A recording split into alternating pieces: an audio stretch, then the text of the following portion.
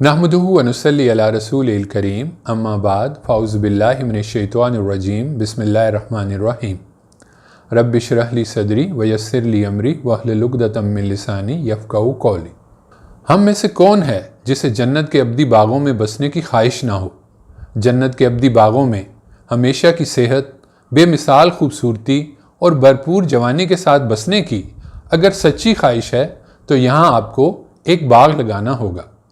ہر کوئی چاہتا ہے کہ اس کا اپنا ایک بہت بڑا باغ ہو جس میں ہر موسم کے پھولدار اور پھلدار پودے لگے ہوں، تاکہ ہر موسم میں کچھ پھول پھل باغ کی رونق بڑھا رہے ہوں، باغ ہمیشہ رنگوں سے کھلا رہے۔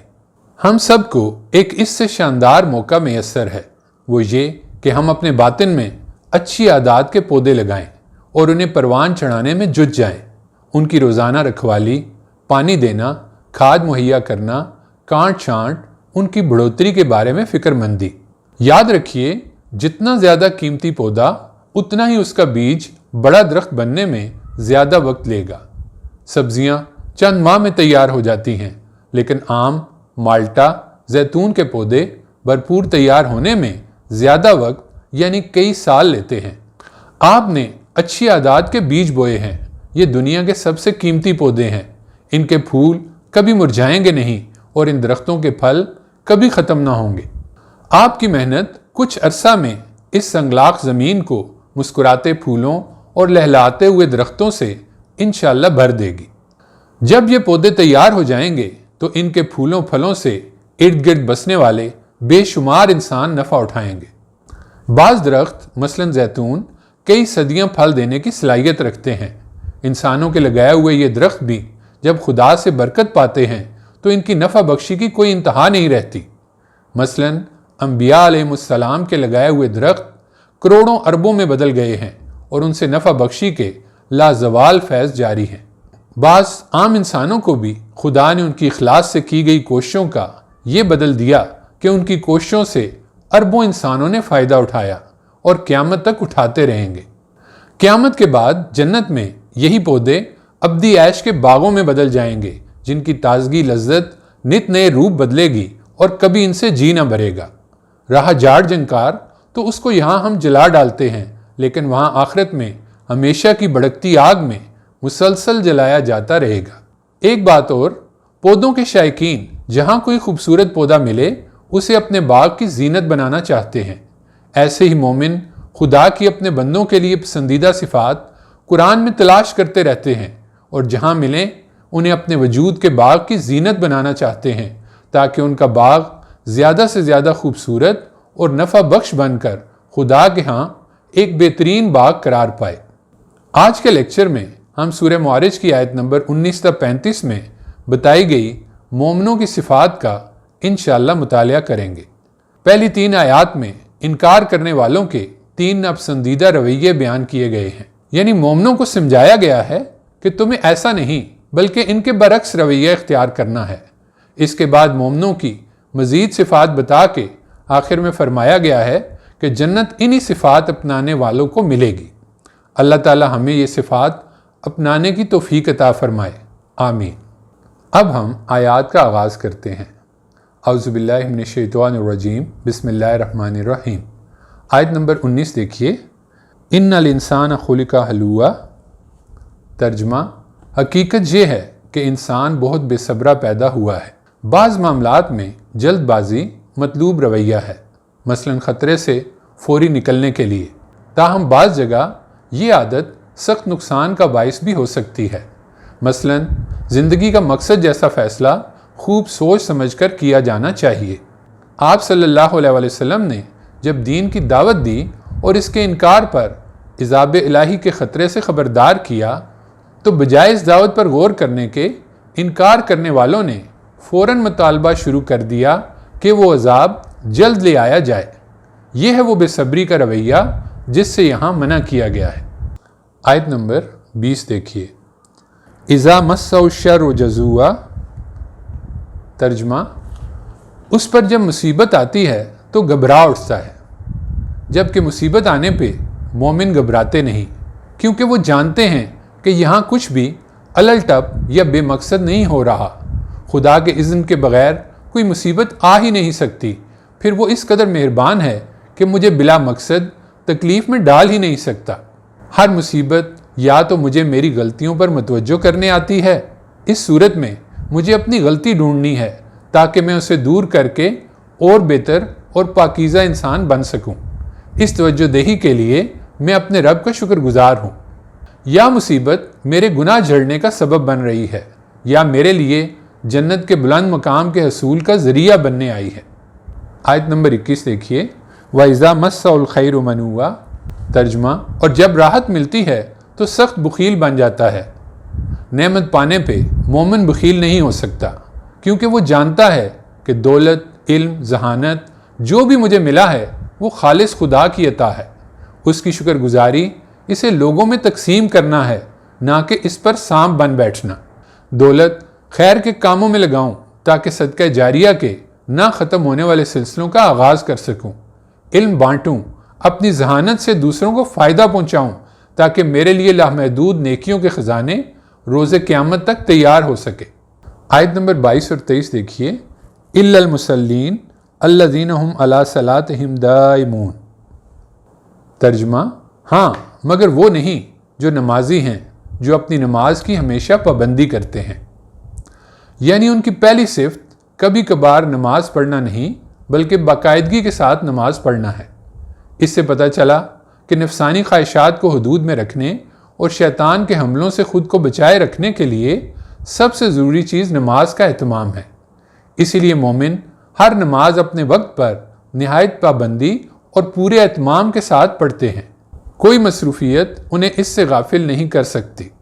آیت نمبر 24 اور 25 دیکھیے، وَالَّذِينَ فِي أَمْوَالِهِمْ حَقٌّ مَّعْلُومٌ لِلسَّائِلِ وَالْمَحْرُومِ، ترجمہ، جن کے مالوں میں سائل اور محروم کے لیے ایک مقرر حق ہے۔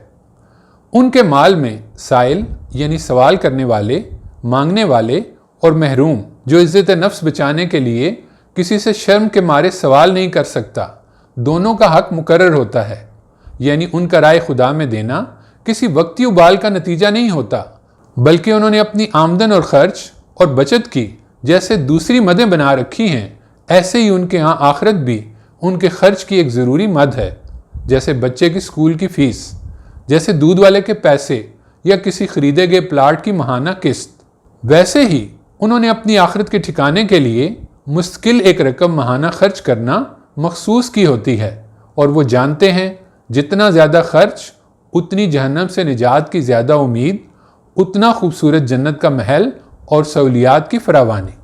اور یہ رقم جس پر خرچ کی جاتی ہے اس پر اسے کوئی احسان نہیں سمجھتے، بلکہ خدا اور اس کے شکر گزار ہوتے ہیں کہ اس خدمت کا موقع دیا۔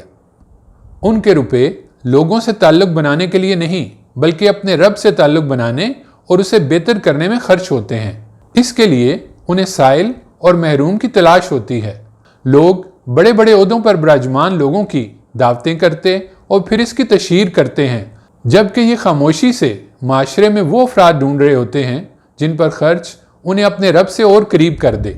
میرے رشتہ داروں میں کوئی میرے مال کا آج کل مستحق تو نہیں؟ کسی اچانک حادثے کا مریض جو اپنی دواؤں کا خرچ نہ اٹھا سک رہا ہو، کہیں کوئی بچی جس کی جہیز کی کمی کی بنا پر شادی نہ ہو پا رہی ہو، قریبی حلقے میں کوئی بچہ یا بچی تعلیم سے محروم نہ رہ جائے۔ نت نئی دنیاوی عیش و آرام خریدنے سے زیادہ انہیں جنت کا زیادہ سے زیادہ آرام حاصل کرنے کی طلب ہوتی ہے۔ وہ اسکولوں میں جا کر ڈھونڈتے ہیں کہ کوئی ایسا طالب علم جو فیس نہ دے پا رہا ہو۔ وہ دکانداروں سے پوچھتے ہیں کوئی ایسا شخص جو اپنا ماہانہ سودا سلف کا بل ادا نہ کر سک رہا ہو۔ وہ لوگوں کو ہنر سکھانے پر خرچ کرتے ہیں، کیونکہ جانتے ہیں جب بھی یہ اپنے گھر والوں کے لیے کمائیں گے تو ہم بھی اس کے اجر میں شریک ہوں گے۔ آپ صلی اللہ علیہ وسلم نے فرمایا، جس نے کوئی دودھ دینے والا جانور رائے خدا میں دیا، اس کے لیے ایک خیرات کا ثواب صبح ہوگا اور ایک خیرات کا ثواب رات کو۔ صبح کا ثواب صبح کے دودھ پیے جانے کے وقت اور شام کا ثواب شام کا دودھ پیے جانے کے وقت۔ آیت نمبر 26 دیکھیے، والذین یصدقون بیوم الدین، ترجمہ، جو روز جزا کو برحق مانتے ہیں، یعنی وہ اپنے وجود، ارد گرد کی کائنات اور قرآن حکیم میں غور سے اس نتیجے پر پہنچ چکے ہوتے ہیں کہ ہم یہاں حالت امتحان میں ہیں۔ ہر فرد کی موت کی طرح یہ زمین کا نظام بھی ایک دن اپنے اختتام کو پہنچے گا، پھر زندگی ایک نیا جنم لے گی، کبھی نہ مرنے کے لیے۔ قیامت کے دن تمام انسان دوبارہ نئے سرے سے پیدا کیے جائیں گے، پھر پورے انصاف کے ساتھ ان کے اعمال کے حساب سے ان کے ابدی مستقبل کا فیصلہ کر دیا جائے گا۔ اس دنیا میں جو بن دیکھے خدا کے فرما بردار رہے ان کے لیے ابدی جنت، اور اس دنیا میں غفلت اور سرکشی کی زندگی گزارنے والوں کے لیے آخرت میں ابدی جہنم۔ آیت نمبر 27 اور 28 دیکھیے، والذین هم من عذاب ربهم مشفقون ان عذاب ربهم غیر مأمون۔ ترجمہ، جو اپنے رب کے عذاب سے ڈرتے رہتے ہیں اس لیے کہ ان کے رب کا عذاب ایسی چیز نہیں ہے کہ اس سے کوئی بے خوف ہو جائے۔ انسان پہلے ذرا اپنی عاجزی پر غور تو کرے۔ کھانے میں معمول سے کچھ دیر ہو جائے تو ہمارا کیا حال ہوتا ہے۔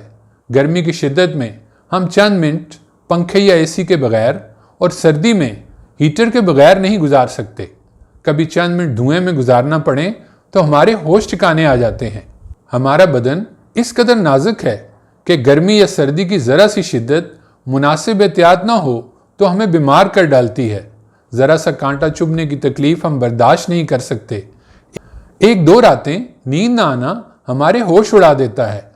آخرت کے ہولناک عذابوں کا خطرہ ہم کیسے مول لے سکتے ہیں؟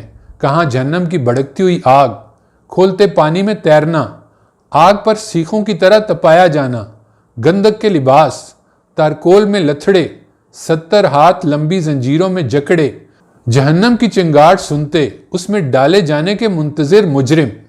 یہ تصور ہی انسان کے ہوش اڑا دینے کے لیے کافی ہے۔ پھر یہ خطرہ کچھ دیر کا ہو تب بھی ناقابل تصور ہے۔ کہاں لامتناہی عذاب۔ میرا وجود، میری فطرت، میرا ضمیر، میرے ارد گرد کی کائنات، خدا کی آخری کتاب قرآن مجید کی ایک ایک سطر جس کی گواہی دے رہی ہے، میں وہ خطرہ کیسے مول لوں؟ یہ بے فکر ہونے کی بات نہیں۔ بے فکر رہنے والے مارے گئے، انہوں نے اپنی دنیا اور آخرت دونوں برباد کر لی۔ اگر کسی راستے پر سانپ کے ہونے کا ذرا سا بھی خطرہ ہو تو انسان اس راستے سے گزرنے پر تیار نہیں ہوتا۔ لیکن کیسا عجیب ہے انسان جس خطرے سے خبردار کرنے کے لیے اللہ تعالیٰ نے 1,24,000 انبیاء بھیجے، اس کے بارے میں چند لمحے بھی سنجیدگی سے غور کرنے پر عظیم اکثریت تیار تک نہیں۔ دردناک عذاب کی ایسی بدترین جگہ پر اس انسان کی زندگی کیسی ہوگی جو اپنی ہتھیلی پر ایک چھوٹا سا آبلہ بھی برداشت نہیں کر سکتا۔ وہ انسان جو جون جولائی کی تپتی لو برداشت نہیں کر سکتا، شیطان کے بہکاوے میں آ کر ایسے راستے پر دوڑا چلا جا رہا ہے جہاں ابدی عذاب خدا نہ خواستہ اس کے منتظر ہیں۔ سوچئے، چند سال کی اس غیر یقینی کسی بھی وقت ختم ہو سکنے والی زندگی کا نتیجہ ہمیشہ کی کامیابی یا خدا نہ خواستہ ہمیشہ کی ناکامی۔ ایک صورت میں لافانی عیش اور دوسری صورت میں بدترین عذاب۔ اس سے زیادہ انسان کو سنجیدہ بنانے والی بات اور کیا ہو سکتی ہے؟ آیت نمبر 29-30 دیکھیے، والذین هم لفروجہم حافظون الا علی ازواجہم او ما ملکت ایمانہم فانہم غیر ملومین۔ ترجمہ، جو اپنی اپنی بیویوں اور لونڈیوں کے سوا شرمگاہوں کی حفاظت کرتے ہیں اس لیے کہ ان کے معاملے میں ان پر کوئی ملامت نہیں ہے۔ پہلی چیز تو یہ جان لیجئے کہ لونڈیاں اس زمانے کی غلامی کی ایک شکل تھی جسے اسلام نے تدریجاً ختم کر دیا۔ اب یہ ختم ہو چکی، آج صرف بیویوں سے تعلق ہی جائز تعلق ہے۔ آئیے اب دیکھتے ہیں شرمگاہوں کی حفاظت یعنی حفظ فروج کیا ہے۔ پہلی بات تو یہ کہ اہل ایمان میاں بیوی کے جائز تعلق کے سوا کسی ناجائز راستے سے اپنی تسکین نہیں کرتے، یہاں تک تو ہوا بدکاری سے بچنا۔ تاہم حفظ فروج اس سے آگے کی چیز ہے۔ غیر محرم مرد و خواتین کا کہیں بھی آمنا سامنا ہو، چاہے محلے کی گلی ہو یا بازار، کسی سواری میں سفر کر رہے ہوں یا اکٹھے کسی مخلوط محفل میں ہوں، تو دونوں کوئی ایسا رویہ اختیار نہ کریں جو دوسرے کو اپنی طرف جنسی طور پر متوجہ کرنے والا ہو۔ دونوں کو یہ احتیاط کرنی ہے کہ ان کا لباس، بات چیت، ناز و انداز، لب و لہجہ، آنکھوں کا استعمال، چال ڈال، کوئی بھی چیز مخاطب کے جنسی جذبات کو بھڑکانے والی نہ ہو، یعنی کسی بھی طریقے سے جنسی طور پر لوگوں کو اپنی طرف مائل کرنا، ان کی طرف مائل ہونا یا ان کی پیش قدمی کی حوصلہ افزائی کرنا وغیرہ وہ رویے ہیں جو حفظ فروج کے خلاف ہیں۔ یعنی مرد و عورت دونوں کے لیے یکساں طور پر لازم ہے کہ وہ اپنی نگاہوں کو بچا کے رکھیں، یعنی دوسرے پر نظر پڑے تو نظر پاکیزگی لیے ہوئے ہو، جنسی میلانات کا شائبہ تک نہ ہو۔ لباس سے جسم کے اس حوالے سے پرکشش حصوں کو ڈھانپ کر رکھیں۔ اپنی گفتگو، رویے، ناز و انداز، چال ڈال غرض کسی بھی طرح دوسرے فریق کو اس گناہ کی طرف مائل کرنے کا سبب نہ بنے۔ آیت نمبر 31 دیکھیے، فَمَنِ ابْتَغَىٰ وَرَاءَ ذَٰلِكَ فَأُولَٰئِكَ هُمُ الْعَادُونَ۔ ترجمہ، ہاں جو اس سے آگے کچھ چاہیں تو وہی حد سے بڑھنے والے ہیں۔ ایسی احتیاط نہ کرنے والے جان لیں کہ زنا کے راستے پر تو قدم رکھنے سے ہی منع کیا گیا ہے، یہ کہہ کر کہ یہ انتہائی بے حیائی اور سخت گناہ کی بات ہے۔ زنا کے سزا یافتہ مجرم یا مجرمہ سے دنیا میں کسی پاک دامن مسلمان کی شادی کی اجازت تک نہیں۔ اس کبیرہ گناہ کی سزا آخرت میں ابدی جہنم ہے۔ اس معاملے میں عورتوں کے لیے حضرت مریم کی صورت میں قرآن نے کیا شاندار نمونہ پیش کیا۔ ارشاد ہے، اور پھر ہم نے ان کے پاس اپنا فرشتہ بھیجا اور ان کے سامنے ایک پورے آدمی کی صورت میں نمودار ہو گیا۔ مریم نے اسے دیکھا تو بول اٹھی کہ میں تم سے خدائے رحمان کی پناہ میں آتی ہوں اگر تم اس سے ڈرنے والے ہو۔ اور مردوں کے لیے حضرت یوسف علیہ السلام کی صورت میں دیکھیے، ارشاد ہے، اور یوسف جس عورت کے گھر میں تھا وہ اس پر ڈورے ڈالنے لگی، اس نے ایک دن دروازے بند کر لیے اور بولی آ جاؤ۔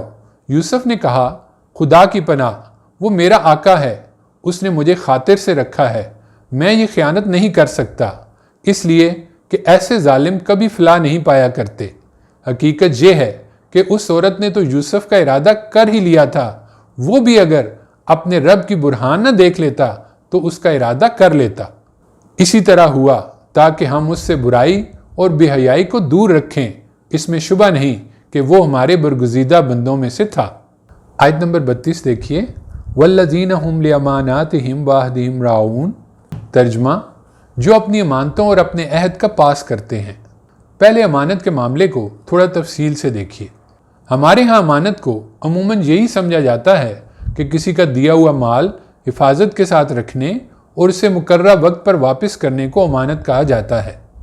عربی زبان میں امانت کے معنی کسی شخص پر کسی معاملے میں اعتماد کرنے کے آتے ہیں، لیکن دین میں یہ بہت وسیع معنوں میں استعمال ہوا ہے۔ مسلمان صدیوں دنیا کے بڑے حصے کے حکمران رہے، یہ منصب سونپتے اللہ تعالیٰ نے قرآن مجید میں ارشاد فرمایا، اللہ تمہیں ہدایت کرتا ہے کہ امانتیں ان کے حقداروں کو ادا کرو، اور جب لوگوں کے درمیان فیصلہ کرو تو انصاف کے ساتھ کرو، نہایت اچھی بات ہے یہ جس کی اللہ تمہیں نصیحت کرتا ہے، بے شک اللہ سننے والا اور دیکھنے والا ہے۔ یہاں امانتوں سے مراد وہ مناسب اور ذمہ داریاں ہیں جو نظم اجتماعی سے پیدا ہوتی ہیں۔ کہا یہ جا رہا ہے کہ تم سے پہلے جنہیں اقتدار دیا گیا وہ تو اس کا حق ادا نہ کر پائے، تم ایسا نہ کرنا۔ اس نعمت کا حق یہ ہے کہ عہدے میرٹ پر دینا اور زندگی کے ہر شعبے میں انصاف قائم کرنے کی کوشش میں لگے رہنا۔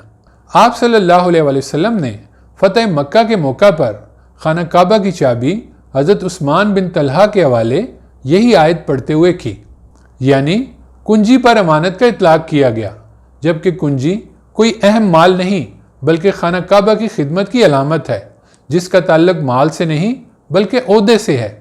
اسے عہدے سے تعبیر کر کے عہدہ اور منصب کو امانت قرار دیا گیا۔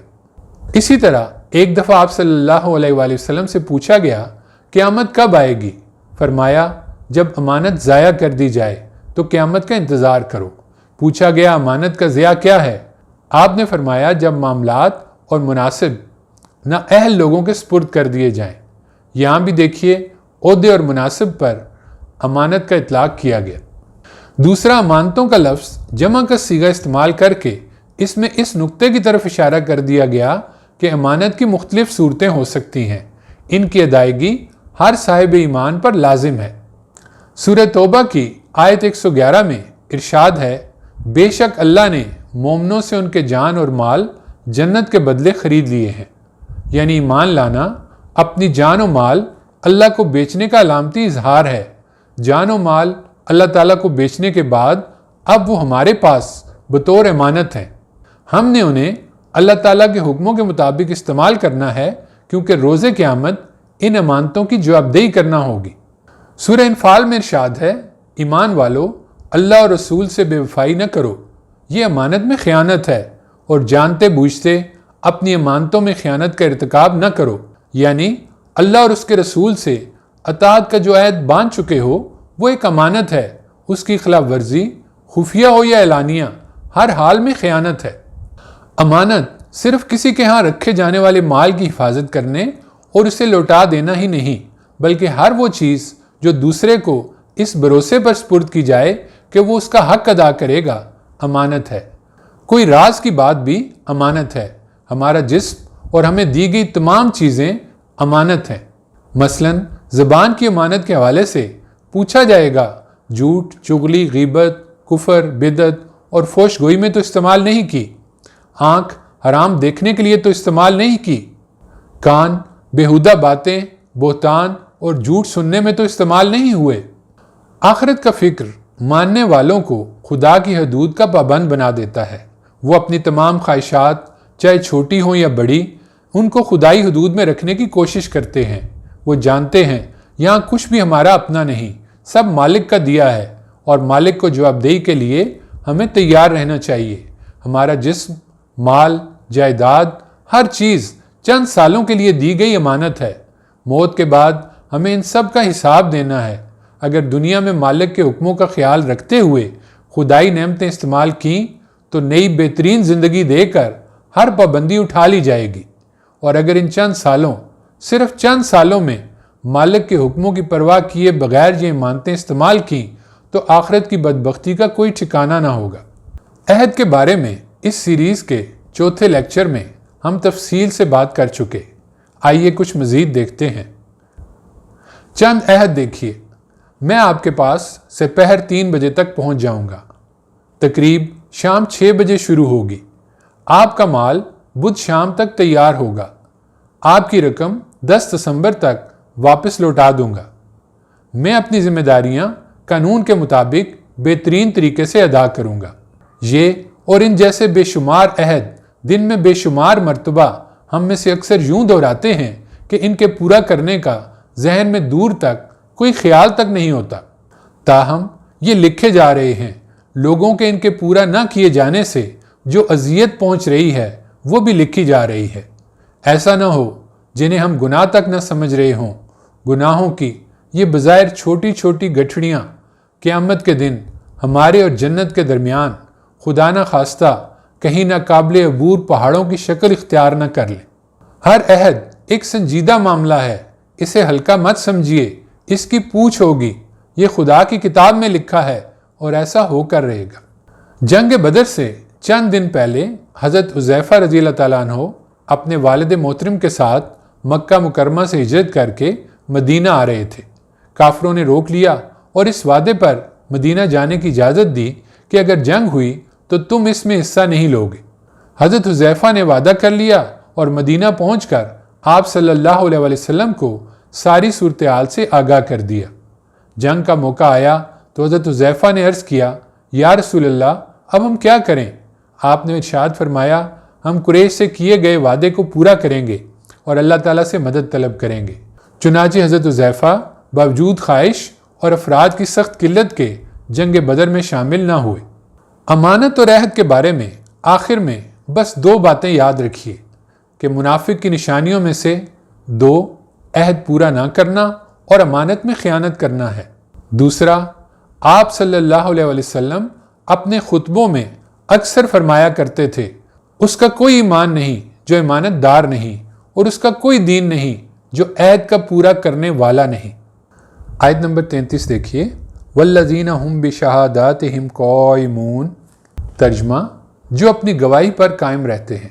اس حوالے سے پہلے قرآن کی 2 آیات کا ترجمہ دیکھیے۔ پہلی، اے ایمان والو، تم انصاف پر مضبوطی کے ساتھ قائم رہنے والے صرف اللہ کے لیے گواہی دینے والے ہو جاؤ، خواہ گواہی خود تمہارے اپنے یا تمہارے والدین یا تمہارے رشتہ داروں کے ہی خلاف ہو، اگرچہ جس کے خلاف گواہی ہو مالدار ہے یا محتاج، اللہ ان دونوں کا تم سے زیادہ خیر خواہ ہے۔ سو تم خواہش نفس کی پیروی نہ کیا کرو کہ عدل سے ہٹ جاؤ گے، اور اگر تم گواہی میں پیچدار بات کرو گے یا حق سے پہلو تہی کرو گے تو بے شک اللہ ان سب کاموں سے جو تم کر رہے ہو خبردار ہے۔ اور دوسری آیت کا ترجمہ دیکھیے، ایمان والو اللہ کے واسطے انصاف کی گواہی دینے کے لیے کھڑے ہو جاؤ، اور کسی قوم کی دشمنی کے باعث انصاف کو ہرگز نہ چھوڑو، انصاف کرو، یہی بات تقویٰ کے زیادہ نزدیک ہے، اور اللہ سے ڈرتے رہو، جو کچھ تم کرتے ہو بے شک اللہ اس سے خبردار ہے۔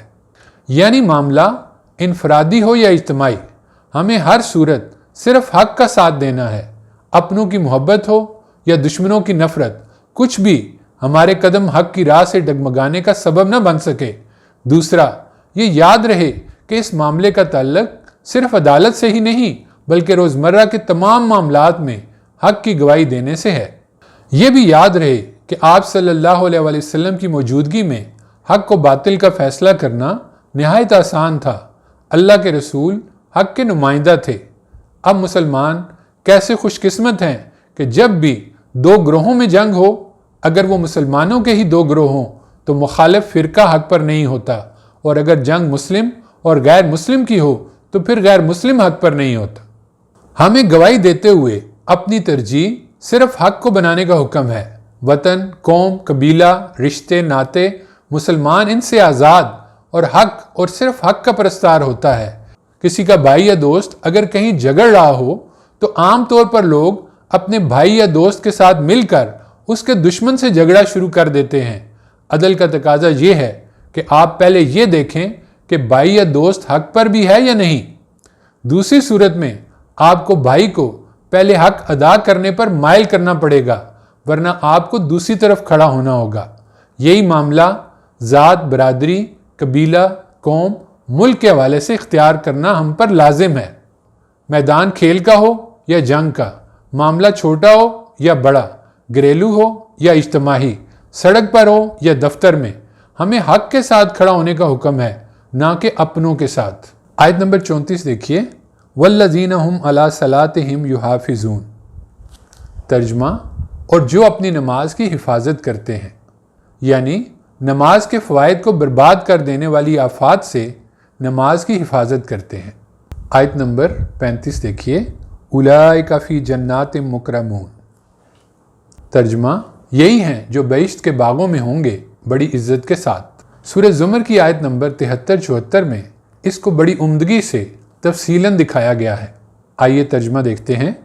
جہنمیوں کے برعکس جو لوگ اپنے رب سے ڈرتے رہے وہ گروہ در گروہ جنت کی طرف لے جائے جائیں گے، یہاں تک کہ جب اس کے پاس پہنچیں گے اور اس کے دروازے ان کے لیے کھول دیے جائیں گے، اور اس کے پاسبان ان سے کہیں گے کہ تم پر سلامتی ہو، خوش رہو اور اس میں ہمیشہ کے لیے داخل ہو جاؤ، اور وہ ان کے جواب میں کہیں گے کہ شکر ہے اس خدا کا جس نے ہمارے ساتھ اپنا وعدہ سچ کر دکھایا اور ہم کو اس زمین کا وارث بنا دیا۔ اب ہم جنت میں جہاں چاہیں ٹھہریں تو یہ صلہ ہوگا ان کا، سو عمل کرنے والوں کا یہ کیا ہی اچھا صلہ ہے۔ ان آیات میں کھول کر بتا دیا گیا کہ جنت خدا سے ڈر کر زندگی گزارنے والوں کے لیے ہے، اور یہ ان عمل کرنے والوں کے اچھے اعمال کا صلہ ہے۔ اب آخری بات دیکھیے، مومنوں کی مثبت صفات کا آغاز و اختتام دونوں نماز سے ہوئے۔ اس سے اندازہ لگایا جا سکتا ہے کہ نماز دین میں کس قدر اہم ہے۔ نماز دین کی اصل دعوت کو دن میں کم از کم 5 بار اس شان سے دہراتی ہے کہ اگر ترجمہ جانتے اور پورے شعور اور شرائط کے ساتھ پڑھی جائے تو گویا انبیاء کی مکمل دعوت کی یاد دہانی کرا دیتی ہے۔ بدقسمتی سے ہم نہ نماز کی قدر و قیمت سے واقف ہیں اور نہ اس کا ترجمہ اور معنویت سے۔ ہمارے لیے نماز ایک رٹا رٹایا عمل ہے۔ ہمیں اپنی نمازوں کو بہتر سے بہتر بنانے کی کوشش کرنا ہوگی۔ جوں جوں ہماری نماز بہتر ہوتی جائے گی، ہمارے دیگر اعمال بھی گویا جی اٹھیں گے۔ گویا یہ ہماری اچھی عادات کے پودوں کے باغ کے لیے پانی جیسی ہے۔ اس کی مسلسل پھوار اس باغ کو سرسبز و شاداب رکھے گی اور پودوں کو مضبوط اور لازوال درخت بننے میں مدد دے گی۔ قرآن میں جگہ جگہ بار بار خدا کے پسندیدہ بندوں کی صفات بیان کی جاتی ہیں، جو اس بات کا واضح خدائی اعلان ہے کہ جنت خالی تمناؤں سے ملنے والی چیز نہیں۔ جنت کے طالب ان صفات کو اپنانے کی کوشش کریں۔ اللہ تعالیٰ ہمیں جنت کا سچا مسافر بنا کر جنت میں پہنچا دیں، آمین۔